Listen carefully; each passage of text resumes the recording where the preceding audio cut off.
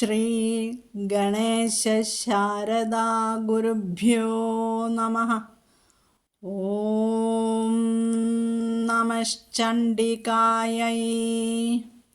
നമസ്തേ സജ്ജനങ്ങളെ. ശ്രീ ദേവി മഹാത്മ്യത്തിൽ നിന്ന് വേർതിരിച്ചെടുത്ത 7 പുണ്യശ്ലോകങ്ങളുടെ ശക്തവും സംക്ഷിപ്തവുമായ ഒരു സ്തുതിയായ ശ്രീ ദുർഗാ സപ്തശ്ലോകിയാണ് നമ്മൾ പഠിച്ചുകൊണ്ടിരിക്കുന്നത്. ശ്രീ ദുർഗാ സപ്തശ്ലോകിയിലെ 7 ശ്ലോകങ്ങളും ദേവീ മാഹാത്മ്യത്തിൻ്റെ വിവിധ അധ്യായങ്ങളിൽ നിന്ന് എടുത്തവയാണ്. എന്നാൽ ശിവ ഉവാച, ദേവി ഉവാച, ഋഷ്യാദിന്യാസം എന്നിവ പിന്നീട് ശ്രീ ദുർഗാ സപ്തശ്ലോകിയെ ഒരു സ്വതന്ത്ര സ്തോത്രമായി പാരായണം ചെയ്യുന്നതിനായി ചേർത്ത ധ്യാന വിനിയോഗ ഭാഗമാണ്. കഴിഞ്ഞ ഭാഗത്തിൽ ശിവഭഗവാന്റെ ചോദ്യവും അതിന് ദേവി കൊടുത്ത മറുപടിയും മനസ്സിലാക്കി. ഭഗവാൻ ചോദിച്ച ചോദ്യം എന്തായിരുന്നു? ഭക്തർക്ക് എളുപ്പത്തിൽ പ്രാപ്യയായ ദേവി, സർവകാര്യങ്ങളും നിർവഹിക്കുന്നവളെ, കലിയുഗത്തിൽ മനുഷ്യരുടെ കാര്യസിദ്ധിക്കുള്ള എളുപ്പവഴി എന്താണെന്ന് ദയവായി പറഞ്ഞു തരണമേ എന്നാണ്. അപ്പോൾ ദേവി മറുപടി കൊടുത്തു, ദേവ, കലിയുഗത്തിൽ സർവാഭീഷ്ടസിദ്ധിക്ക് കാരണമാകുന്ന ഉപായം ഞാൻ പറഞ്ഞു തരാം. നിന്നോടുള്ള സ്നേഹത്താൽ ഈ അംബാസ്തുതി ഞാൻ വെളിപ്പെടുത്താം. ഇതാണ് കഴിഞ്ഞ ഭാഗത്ത് നമ്മൾ മനസ്സിലാക്കിയത്. അടുത്തത് ഋഷ്യാദി ന്യാസമാണ്. അത് ഈ ശ്ലോകങ്ങൾ 7 പഠിപ്പിച്ച് കഴിഞ്ഞതിന് ശേഷം ഞാൻ പറഞ്ഞു തരാം. എല്ലാവരും ഈ ശ്ലോകങ്ങൾ ആദ്യം പഠിക്കുക.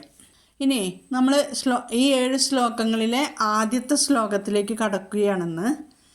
ജ്ഞാനിനാമപി ചേതാംസി ദേവി ഭഗവതി ഹി സാ ബലാദാകൃഷ്യ മോഹായ മഹാമായ പ്രയച്ഛതി. ഇതാണ് ആദ്യത്തെ ശ്ലോകം. ഇതിൻ്റെ പദച്ഛേദം വളരെ എളുപ്പമാണ് അല്ലേ? ജ്ഞാനിനാം അപി ചേതാംസി ദേവി ഭഗവതി ഹി സാ ബലാത് ആകൃഷ്യ മോഹായ മഹാമായ പ്രയച്ഛതി. ഇത്രയാണ്. ജ്ഞാനിനാം അപി, ജ്ഞാനികളുടെ പോലും, ചേതാംസി, മനസ്സുകളെ, ദേവി ഭഗവതി, ഇതിൻ്റെ അർത്ഥം ഞാൻ പിന്നീട് പറഞ്ഞുതരാം. ഹി സാ, ഹി എന്ന് വെച്ചാൽ തീർച്ചയായും, സാ എന്ന് വെച്ചാൽ അവൾ, ബലാതാകൃഷ്യ, അവൾ എന്ന് വെച്ചാൽ ഭഗവതി, ബലാതാകൃഷ്യ, ബലാത് ആകൃഷ്യ എന്ന് വെച്ചാൽ ബലമായി ആകർഷിച്ച്, മോഹായ, മോഹത്തിലേക്ക്, അതായത് ആശയക്കുഴപ്പത്തിലേക്ക്, മഹാമായ, മഹാമായയായ ദേവി പ്രയച്ഛതി, നയിക്കുന്നു. ജ്ഞാനികളുടെ മനസ്സുകളെപ്പോലും ബലമായി ആകർഷിച്ച് ആശയക്കുഴപ്പത്തിലേക്ക് ദേവി നയിക്കുന്നു എന്നാണ് പറയുന്നത്. മഹാമായയായ ദേവിക്ക് ജ്ഞാനികളുടെ മനസ്സുകളെപ്പോലും തൻ്റെ മായാശക്തിയാൽ ആകർഷിക്കാൻ കഴിയും. അതുകൊണ്ട് അവളുടെ കൃപയാണ് യഥാർത്ഥ ജ്ഞാനത്തിനും മോക്ഷത്തിനും കാരണം. ഈ ശ്ലോകത്തിൽ ജ്ഞാനി എന്നാൽ ജീവൻ മുക്തനല്ല, മറിച്ച് മോക്ഷം തേടുന്നതിൽ പ്രതിജ്ഞാബദ്ധനായ, എന്നാൽ അറിവിൽ ഉറച്ചു നിൽക്കാത്ത ഒരാളെയാണ് അർത്ഥമാക്കുന്നത്. മോക്ഷം എന്ന പദത്തെ പലപ്പോഴും നമ്മൾ തെറ്റായിട്ടാണ് മനസ്സിലാക്കുന്നത്. മരിക്കുമ്പോൾ കിട്ടുന്നതാണ് മോക്ഷം എന്നാണ് നമ്മൾ മനസ്സിലാക്കിയിട്ടുള്ളത്, അല്ലെങ്കിൽ സ്വർഗത്തിൽ പോകുന്നതാണ് മോക്ഷം. എന്നാൽ വേദാന്തത്തിൻ്റെ ദൃഷ്ടിയിൽ അത് അവിദ്യയിൽ നിന്നുള്ള മോചനമാണ്. ഞാൻ ഈ ശരീരം മാത്രമാണ്, ഞാൻ ഈ മനസ്സാണ്, ഞാൻ ഈ ഇന്ന വ്യക്തിയാണ് എന്ന് തെറ്റായ ധാരണയിൽ നിന്നുള്ള മോചനം. ശങ്കരാചാര്യരുടെ ഭാഷയിൽ സ്വസ്വരൂപാവബോധം, സ്വന്തം സ്വരൂപത്തെ അറിയുക. ഞാൻ ആരാണെന്ന് ശരിയായി അറിയുന്നതാണ് മോക്ഷം. ശരിക്കും മനസ്സിലാക്കണം കേട്ടോ. ഞാൻ ആരാണെന്ന് ശരിയായി അറിയുന്നതാണ് മോക്ഷം. അജ്ഞാനത്തിൻ്റെ കെട്ടുകൾ അഴിയുമ്പോൾ ലഭിക്കുന്ന ആന്തരിക സ്വാതന്ത്ര്യമാണ് മോക്ഷം. ആചാര്യന്മാർ എപ്പോഴും പറയുന്നൊരു ഉദാഹരണമുണ്ട്. ഇരുട്ടിൽ ഒരു കയർ കിടക്കുന്നു. നാം അതിനെ പാമ്പാണെന്ന് കരുതി ഭയപ്പെടുന്നു. വിളക്ക് തെളിച്ച് നോക്കിയപ്പോൾ മനസ്സിലാക്കുന്നത് എന്താണ്? അത് പാമ്പല്ല, അത് കയറാണ്. പാമ്പ് എങ്ങോട്ടെങ്കിലും പോയോ? ഇല്ല, കാരണം പാമ്പ് ഉണ്ടായിരുന്നില്ല. അജ്ഞാനം മാത്രമാണ് പോയത്. വേദാന്തം പറയുന്നു, ഇതുതന്നെയാണ് മോക്ഷം. ജീവിച്ചിരിക്കുമ്പോൾ തന്നെ സുഖദുഃഖങ്ങളിൽ പെടാതെ, എൻ്റെ ഞാൻ എന്ന അഹങ്കാരങ്ങളിൽ കുടുങ്ങാതെ ആത്മസ്വരൂപത്തിൽ നിലകൊള്ളുന്ന അവസ്ഥയാണ് ജീവൻ മുക്തി. മഹാമായ ബന്ധനത്തിനും കാരണമാകുന്നു. അതേ ദേവി തന്നെയാണ് ജ്ഞാനം നൽകി മോക്ഷത്തിലേക്ക് നയിക്കുന്നത്. അതുകൊണ്ട് ദേവിയെ മോക്ഷപ്രദായിനി, ഭവസാഗരതാരിണി എന്നെല്ലാം സ്തുതിക്കുന്നത്. ഒന്നാമത്തെ ശ്ലോകം ദേവിയുടെ മഹത്വത്തെ ഊന്നിപ്പറയുന്നു. ഇവിടെ അമ്മയെ ദേവി, ഭഗവതി, മഹാമായ എന്ന 3 പേരുകളോടെ അഭിസംബോധന ചെയ്യുന്നു. ദേവ എന്ന പദത്തിൻ്റെ സ്ത്രീലിംഗ രൂപമാണ് ദേവി. ദിവ് എന്ന ധാതുവിൽ നിന്നാണ് ഈ ശബ്ദമുണ്ടായത്, ഈ വാക്കുണ്ടായത്. പ്രകാശിക്കുക, തിളങ്ങുക, ദിവ്യത്വമുള്ളത് എന്നൊക്കെ അർത്ഥം. ദീയത്തെ അനുഗ്രഹ അനയ ഇതി ദേവി. അപ്പോൾ ഇവിടെ അനുഗ്രഹ അനയ എന്നാണ് പറഞ്ഞാൽ അനുഗ്രഹോനയ ഇതി ദേവി എന്ന് നമുക്ക് ഉച്ചരിക്കാം. ദീയത്തെ അനുഗ്രഹോനയ ഇതി ദേവി. ദേവി, ഇവളാൽ അനുഗ്രഹം നൽകപ്പെടുന്നു, അതുകൊണ്ടാണ് ദേവി എന്ന് വിളിക്കുന്നത്. അനുഗ്രഹം നൽകുന്നവൾ അമ്മ. രണ്ടാമത്തെ നാമം ഭഗവതി. ഭഗം അസ്യോസ്തി ഇതി ഭഗവതി. അസ്യാഹ അസ്തി അസ്യോസ്തി, അതാണ് ഭഗം അസ്യോസ്തി ഇതി ഭഗവതി. വിഷ്ണു പുരാണത്തിൽ ഭഗ എന്നതിന് 6 ദിവ്യഗുണങ്ങൾ പറയുന്നു. ഐശ്വര്യം, വീര്യം, യശസ്, ശ്രീ, ജ്ഞാനം, വൈരാഗ്യം. എല്ലാവർക്കും അറിയുന്നുണ്ടാവും അല്ലേ ഭഗവാൻ. ഇപ്പോൾ ഐശ്വര്യം എന്നാൽ എന്താണ്? സർവാധിപത്യം, എല്ലാ നിയമങ്ങളുടെയും തത്വങ്ങളുടെയും മേലുള്ള പൂർണ്ണമായ ആധിപത്യമാണ് ഐശ്വര്യം. വീര്യം എന്ന് പറഞ്ഞാൽ ശക്തിയും കഴിവുകളും. യശസ് എന്ന് പറഞ്ഞാൽ എന്താ? കീർത്തി, പൂർണ്ണമായ അളവിൽ പ്രശസ്തിയും പ്രതാപവും. ശ്രീ എന്ന് പറഞ്ഞാൽ സമ്പത്ത് അല്ലെങ്കിൽ സൗഭാഗ്യം. ജ്ഞാനം, സർവജ്ഞത, എല്ലാ അളവിലുള്ള അറിവും ജ്ഞാനവും. വൈരാഗ്യം എന്ന് പറഞ്ഞാൽ എന്താ? ആസക്തിരാഹിത്യം, ഒന്നിലും ആസക്തിയില്ലാതാകുക, അതാണ് വൈരാഗ്യം. അല്ലാണ്ട് എതിർപ്പുണ്ടാകുക എന്നുള്ള തെറ്റായ അർത്ഥമല്ല. വൈരാഗ്യം എന്ന് വെച്ചാൽ ആസക്തി ഇല്ലാതാകുക, ഒന്നിലും ഇല്ലാതാകുക. ഈ 6 ഭഗങ്ങളും പൂർണ്ണമായിട്ടുള്ളവനാണ് ഭഗവാൻ. ഭഗവാന്റെ സ്ത്രീലിംഗം ഭഗവതി. ഭഗവാന്റെ ശക്തി ഭഗവതി തന്നെയാണ്. അവൾ ഭഗവാനിൽ നിന്ന് വ്യത്യസ്തമല്ല. നമ്മുടെ ജ്ഞാനം വിജ്ഞാനമാകുമ്പോൾ അതെല്ലാവർക്കും മനസ്സിലാവും. എന്താണ്? ഭഗവാനിൽ നിന്ന് വ്യത്യസ്തമല്ല ഭഗവതി എന്ന്. അതുവരെ അറിവുകൾ വർദ്ധിപ്പിച്ചു കൊണ്ടിരിക്കുക. മൂന്നാമത്തെ നാമം ഏതാണ്? മഹാമായ. മായ. മഹാ എന്ന് വെച്ചാൽ വലിയ, അനന്തമായ. മായ ശക്തി. ഒരു വ്യക്തിയിൽ ഏതു ഗുണമാണ് ഉയർന്നിരിക്കുന്നതെന്ന് നമുക്ക് മനസ്സിലാക്കാനായിട്ട് സാധിക്കും. സൂക്ഷ്മതലത്തിൽ സത്വഗുണം നമ്മിൽ ഉയർന്നതായിരിക്കുമ്പോൾ നമ്മൾ അറിവും വ്യക്തതയും തേടാനും ആസ്വദിക്കുവാനും ശ്രമിക്കും. എന്നാൽ രജോ ഗുണമാണ് ഉയർന്നിരിക്കുന്നതെങ്കിൽ ധാരാളം അഭിലാഷങ്ങളും ആഗ്രഹങ്ങളും ഉണ്ടാകും. അത് നേടിയെടുക്കാൻ ധാരാളം പ്രവർത്തിക്കും. തമോ ഗുണമാണ് ഉയർന്നതെങ്കിൽ അത് ജഡത്വം, അലസത അല്ലെങ്കിൽ ഉറക്കം എന്നിവയായി പ്രകടമാകും. അപ്പോൾ എല്ലാവരും ചിന്തിക്കുക, നമ്മിൽ ഏത് ഗുണമാണ് മുന്നിട്ട് നിൽക്കുന്നതെന്ന്. തമോ ഗുണത്തിൽ നിന്ന് ഉയർന്ന സത്വഗുണത്തിലെത്തുവാൻ നമുക്ക് സാധിക്കും.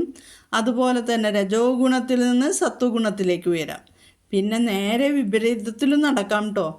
സത്വഗുണത്തിൽ ജനിച്ച് തമോ ഗുണത്തിലേക്ക് അധപതിക്കുകയും ചെയ്യാം. ഇപ്പം നമ്മൾ പാമ്പും കോണിയൊക്കെ കളിക്കാറില്ലേ ചെറുപ്പത്തിൽ, അതുപോലെ നമ്മെ താഴേക്ക് നയിക്കുന്ന പാമ്പുകളോ ലക്ഷ്യത്തിലേക്ക് നയിക്കുന്ന ഗോവണികളോ നമ്മുടെ പാതയിൽ ഉണ്ടാകാം.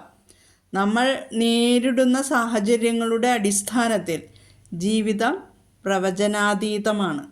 ജീവിതത്തിൽ വളരെയധികം പ്രാവീണ്യമുള്ള ഒരു ജ്ഞാനിക്ക് പോലും ആശയക്കുഴപ്പം സൃഷ്ടിക്കാൻ മഹാമായയ്ക്ക് കഴിയും എന്നുള്ളതാണ് ഈ ശ്ലോകത്തിൽ അർത്ഥമാക്കുന്നത്. ഇവിടെ അമ്മയെ 3 നാമങ്ങൾ കൊണ്ട് സ്തുതിക്കുന്നു. ദേവി. അപ്പോൾ ദേവി എന്ന് കേൾക്കുമ്പോൾ തന്നെ നമുക്ക് മനസ്സിൽ വരണം ദിവ്യപ്രകാശ സ്വരൂപിണി. ഭഗവതി, ഐശ്വര്യസമ്പന്നമായ പരാശക്തി. പിന്നെ മഹാമായ, സൃഷ്ടി സ്ഥിതി ലയങ്ങൾക്ക് കാരണമായ മഹാശക്തി. മഹാമായ എന്ന് കേൾക്കുമ്പോൾ നമ്മളുടെ മനസ്സിൽ വരേണ്ടത് ലോകത്തെ നയിക്കുന്ന അത്ഭുത ശക്തിയാണ്. ജഗത്തിൻ്റെ സൃഷ്ടിശക്തിയാണ്. ബന്ധനത്തിനും മോക്ഷത്തിനും കാരണമാണ്. ജ്ഞാനികളെ വിസ്മയിപ്പിക്കുന്ന ശക്തിയാണ്. ആകെ സംശയമായില്ലേ? ഇത്ര നാളും വിഷ്ണു സഹസ്രനാമം പഠിച്ചപ്പോൾ ഭഗവാനെ മഹാവിഷ്ണുവാണ് എല്ലാം എന്ന് പറഞ്ഞ് അനിതാജി ഇതാ പറയുന്നു ദേവിയാണെന്ന്. നോക്കൂ, സംശയങ്ങളൊക്കെ അകലും കുറേ അധികം പഠിച്ചു കഴിയുമ്പോൾ. ആദ്യത്തെ പടി നമ്മൾ വിശ്വസിക്കേണ്ടത് വൈഷ്ണവരുടെ ദൃഷ്ടിയിൽ പരബ്രഹ്മം മഹാവിഷ്ണുവാണ്. ശൈവരുടെ ദൃഷ്ടിയിൽ പരബ്രഹ്മം ശിവനാണ്. ശാക്തേയരുടെ ദൃഷ്ടിയിൽ പരബ്രഹ്മം പരാശക്തിയാണ്. ഇനി അദ്വൈതത്തിൻ്റെ കാഴ്ചപ്പാടിൽ ഏകം സത് വിപ്ര ബഹുധ വദന്തി. സത്യം ഒന്നാണ്. ജ്ഞാനികൾ അതിനെ പല നാമങ്ങളിൽ വിളിക്കുന്നു. ഒരേ വൈദ്യുതി ബൾബിൽ പ്രകാശമാകുന്നു, ഫാനിൽ കാറ്റാകുന്നു, ഹീറ്ററിൽ ചൂടാകുന്നു. പ്രവർത്തനങ്ങൾ വ്യത്യസ്തമാണ്, പക്ഷേ ശക്തി ഒന്നു തന്നെയാണ്. നമ്മളിപ്പോൾ ഇവിടെ പഠിക്കുന്നത് ദേവി മഹാത്മ്യത്തിലെ 7 ശ്ലോകങ്ങളാണ്. അപ്പോൾ നമ്മൾ ദേവിയെക്കുറിച്ച് ചിന്തിക്കുക. ആദ്യത്തെ പടി ഇങ്ങനെയാണ് മനസ്സിലാക്കുക കേട്ടോ. എനിക്കും വന്നിട്ടുണ്ട് സംശയങ്ങൾ. ഭാഗവതം പഠിച്ചു കഴിഞ്ഞിട്ടാണ് പിന്നെ ഇപ്പോൾ ദേവി മഹാത്മ്യത്തിലേക്കും അമ്മയിലേക്കും എല്ലാം ലളിതാ സഹസ്രനാമമൊക്കെ ഇങ്ങനെ നിങ്ങളെപ്പോലെ തന്നെ എന്നും ചൊല്ലും, അങ്ങനെയായിരുന്നു. പക്ഷേ കൂടുതൽ പഠിക്കാൻ കുറച്ച് നാളുകളായിട്ടുള്ളൂ. അപ്പോഴും പുസ്തകം എടുക്കുമ്പോൾ ദേവി ഭാഗവതത്തിൽ ആദ്യം കാണുന്ന പോലെ, പക്ഷേ ഇപ്പോൾ ദേവി ഭാഗവതത്തിൽ എടുക്കുമ്പോൾ ഭഗവാൻ മഹാവിഷ്ണുവിൻ്റെ സ്ഥാനത്ത് പരാശക്തിയായിരിക്കും. അങ്ങനെയാണ്. അപ്പോഴും ഞാൻ കുറച്ച് കിടന്ന് വട്ടം തിരിഞ്ഞിട്ടുണ്ട്. പുസ്തകം അടച്ചു വയ്ക്കും. നമ്മളുടെ മനസ്സിൻ്റെ ഉള്ളിൽ എപ്പോഴും ഭഗവാനാണ്. അപ്പോൾ പിന്നെ ഇങ്ങനെ വായിക്കുന്നതിന് തീരെ ഇഷ്ടമില്ലാത്തതുകൊണ്ട് ആ പുസ്തകം അവിടെ അടച്ചു വയ്ക്കും. അങ്ങനെയായിരുന്നു പതിവ്. പിന്നീട് ഇപ്പോൾ ഇതിലേക്ക് ഇറങ്ങി വന്നപ്പോഴാണ് കാര്യങ്ങളൊക്കെ പതുക്കെ മനസ്സിലാക്കി വന്നത്. അതുകൊണ്ട് നിങ്ങൾക്കിപ്പോൾ പല സംശയങ്ങളും ഉണ്ടാവും കേട്ടോ. അത് പതുക്കെ പഠിച്ച് മാറ്റിയെടുക്കാം. ഇപ്പോൾ ഇങ്ങനെ ചിന്തിക്കുക കേട്ടോ. ജ്ഞാനം വർദ്ധിച്ച് വിജ്ഞാനം നേടുമ്പോൾ എല്ലാവർക്കും മനസ്സിലാവും എന്താണ് ബ്രഹ്മം എന്നുള്ളത്. ശാക്തേയരുടെ ദൃഷ്ടിയിൽ മഹാമായയാണ് ബ്രഹ്മാവിനെ കൊണ്ട് സൃഷ്ടിപ്പിക്കുന്നത്, വിഷ്ണുവിനെ കൊണ്ട് പാലിപ്പിക്കുന്നത്, രുദ്രനെ കൊണ്ട് സംഹരിപ്പിക്കുന്നത്. മഹാമായ പരാശക്തി ജഗത് സൃഷ്ടിക്കുന്ന ശക്തിയാണ്. ആ അമ്മയ്ക്ക് അജ്ഞാനിയെ മോഹിപ്പിക്കാം. ഈ ശ്ലോകത്തിൽ നമ്മൾ പഠിക്കുന്നത് അതാണ്. ആ അമ്മയ്ക്ക് അജ്ഞാനിയെ മോഹിപ്പിക്കാം, ജ്ഞാനിയെ പരീക്ഷിക്കാം, ഭക്തനെ മോക്ഷത്തിലേക്ക് നയിക്കാം. അപ്പോൾ ഇത് ഉദാഹരണം പറഞ്ഞാൽ സൂര്യപ്രകാശം കണ്ണാടിയിൽ തട്ടിയാൽ എന്തുണ്ടാവും? തിളക്കമുണ്ടാവും അല്ലേ? വെള്ളത്തിൽ പ്രതിഫലിക്കുന്നതോ? വെള്ളത്തിൽ കണ്ടാൽ അത് പ്രതിഫലിക്കുന്നു. നട്ടുച്ചയ്ക്ക് കണ്ടാലോ? നട്ടുച്ചയ്ക്ക് സൂര്യപ്രകാശത്തിലേക്ക് നോക്കിയാൽ കണ്ണിനെ മങ്ങിപ്പിക്കും. പ്രകാശം പക്ഷേ ഒന്ന് തന്നെയാണ്. അതുപോലെയാണ് മഹാമായ ബന്ധനത്തിനും കാരണമാകുന്നു, മോക്ഷത്തിനും കാരണമാകുന്നു. അപ്പോൾ ആദ്യത്തെ ശ്ലോകത്തിലെ എല്ലാ കാര്യങ്ങളും വിവരിച്ചു തന്നു. ശ്ലോകം ഞാൻ ഒന്നും കൂടി ചൊല്ലാം. പ്രണവം ആദ്യം ചൊല്ലണം. ഓം ജ്ഞാനിനാമപി ചേതാംസി ദേവി ഭഗവതി ഹി സാ ബലാദാകൃഷ്യ മോഹായ മഹാമായ പ്രയച്ഛതി. ശ്രീ ദുർഗാ സപ്തശ്ലോകിയുടെ PDF വാട്സപ്പ് ഗ്രൂപ്പുകളിൽ തരുന്നുണ്ട്. ഇതിൻ്റെ ഡിസ്ക്രിപ്ഷനിൽ കഴിഞ്ഞ പ്രാവശ്യം ആഡ് ചെയ്തിട്ടുണ്ട്, ഈ പ്രാവശ്യവും ആഡ് ചെയ്യാം. ഡിസ്ക്രിപ്ഷനിൽ കൊടുക്കാം. അത് ഗ്രൂപ്പിലില്ലാത്തവർക്ക് അത് ശ്രദ്ധിക്കാം. ജഗദംബയുടെ അനുഗ്രഹം എല്ലാവർക്കും ലഭിക്കട്ടെ എന്ന പ്രാർത്ഥനയോടെ നിർത്തുന്നു. അടുത്ത ശ്ലോകം അടുത്ത ഭാഗത്ത്.